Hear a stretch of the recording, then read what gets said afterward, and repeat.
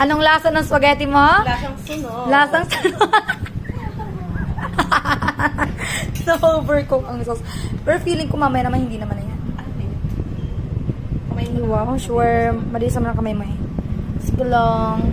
Ang spaghetti ala Ashley. Hindi, dapat din na lang natin hiniwalay lang na lang natin, no? Okay na, para tikman nga natin kung lasang sunog siya pag may noodles. Iluto na lang yung noodles dyan para kumapit. O, diba? Sa hindi daw inaasahan, nasunog yung Yummy!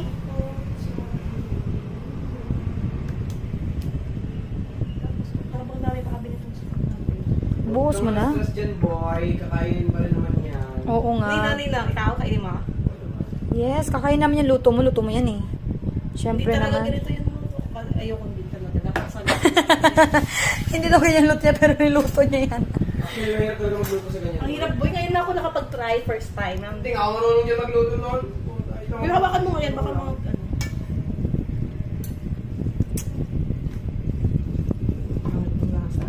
Tropa mo nagluto para sa kanya pangit ang lasa. Pangit talaga po.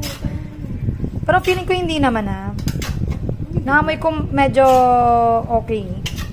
Talaga. Compare mo kanina na ano lang. Baka sa lagayan lang.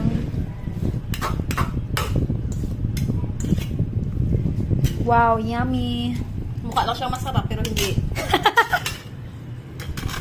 Titikman ko. Tikembe, pag may noodles. Ano?